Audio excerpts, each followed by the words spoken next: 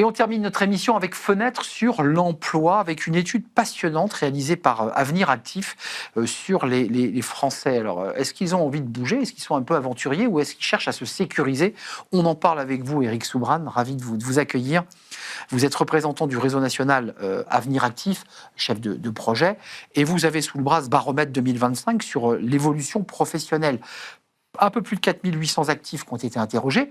Qu'est-ce qui ressort? Ils se sécurisent, ils ont envie de bouger, ils ont envie de changer de métier. Qu'est-ce qu'il en sort? Alors, étonnamment, dans un contexte quand même compliqué en ce moment en France, les salariés disent qu'ils ont envie d'évoluer.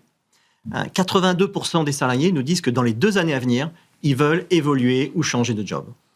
Et même, on constate même une accélération par rapport au même baromètre qu'on a fait il y a un an, puisqu'ils sont 60% à vouloir évoluer dans les 6 mois et 40% donc globalement sur les 2 années à venir.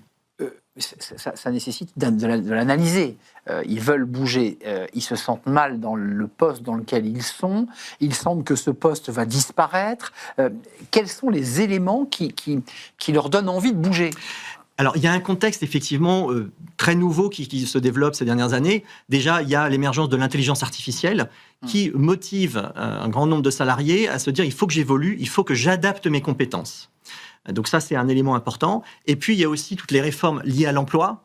Bien sûr, la réforme de l'assurance chômage dont on vient de parler, et aussi donc de la réforme des retraites qui donc vient percuter l'environnement du travail. Pour les plus de 50 ans de votre étude, l'IA est un défi puisqu'on en parle. Donc ça veut dire qu'il y a un peu des défis et donc un peu d'angoisse peut-être devant le sujet. Les 40 ans, c'est un peu différent. Eux, ils se projettent déjà en se disant « j'ai encore plus de 25 ans à faire, peut-être plus.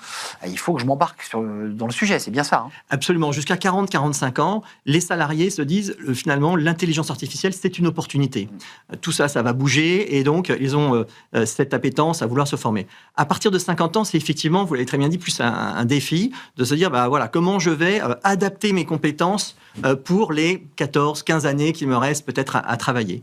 Et puis après, arrivé à 57 ans, là, c'est vrai qu'on sent que les salariés commencent peut-être plus à envisager, à réfléchir à la retraite. Et là, c'est peut-être plus difficile. Je ne voudrais pas qu'on se quitte, Éric Soubrane, parce qu'on comprenne bien qui est Avenir Actif. Avenir Actif, en fait, c'est une tour de contrôle qui travaille avec les CEP, qui a des CEP. Donc, ceux qui accompagnent les salariés en reconversion, des salariés qui changent de métier, des salariés qui sont demandeurs d'emploi. C'est quand même... Alors, on découvre quand même dans votre étude aussi qu'un actif sur 2 déclare connaître le service, ce qui a dû vous satisfaire. Alors, on s'en satisfait, pour autant, on a encore beaucoup à se faire connaître. Avenir Actif, en France, c'est 800 sites sur lesquels tous les salariés peuvent venir, mais aussi les indépendants, les alternants, les intérimaires, et 1200 conseillers en évolution professionnelle qui peuvent venir. Le CEP. Alors, son boulot, lui, sa mission à ce conseiller, c'est quoi? C'est de les ventiler, les écouter, essayer de définir un projet? C'est quoi? C'est complexe, la mission de ce conseiller. Oui, le conseiller, il reçoit les salariés de manière tout à fait, évidemment, gratuite, confidentielle, et il l'accompagne tout à fait sur mesure. C'est-à-dire qu'il élabore le projet, il valide le projet d'évolution, de formation, et il va accompagner tout au long de sa carrière le salarié pour lui faire réussir son projet. Donc, ce qui est quand même une clé importante, trouver la bonne formation, et puis aussi, pour terminer, entrer en contact avec l'employeur, parce que parfois le salarié n'a jamais verbalisé son envie de bouger. Enfin, je veux dire, c'est au moment de la rencontre avec le conseiller qu'il le dit. Alors, effectivement, le fait que ce soit un conseiller qui soit extérieur à l'entreprise, c'est aussi un atout pour l'entreprise. Parce que, effectivement, parfois, les salariés ont plus de mal à se confier à leur hiérarchique ou au service ressources humaines. Et le fait que ce soit externalisé permet aux salariés de s'exprimer librement. Merci Éric Soubrane d'être venu nous rendre visite, ce CEP, cette étude à découvrir, un baromètre 2025 réalisé par Avenir Actif.